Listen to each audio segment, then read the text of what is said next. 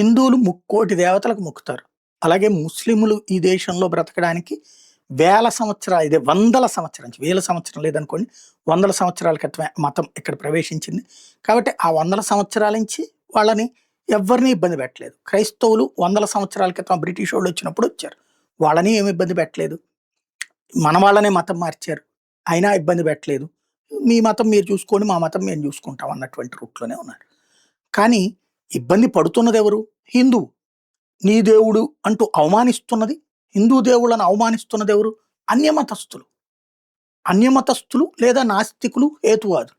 అదే సందర్భంలో క్రైస్తవుల జోలికి గాని, ముస్లింల జోలికి గాని ఎవరు పోరు. కాపోతే క్రైస్తవుల భద్రతా గౌరవానికి భంగం కలగనివ్వం అన్నటువంటి స్టేట్మెంట్. ఎవరు భద్రత భంగం కలిగిస్తున్నారు? ఎవరు గౌరవానికి భంగం కలిగిస్తున్నారు? ఆలయాలలో దేవుళ్ళకి భద్రత కరువైంది. హిందూ దేవుళ్ళకి గౌరవానికి భంగం కలిగింది. కానీ ఎవరు ఏ హిందువు కూడా వేరే మతంకి సంబంధించి క్రైస్తవానికి ఎవరిని ఇబ్బంది పెట్టట్లేదు, లేదా ముస్లిం కూడా ఇబ్బంది పెట్టట్లేదు. ఇట్లాంటి కొన్ని విచిత్రంగా ఉంటాయి స్టేట్మెంట్లు.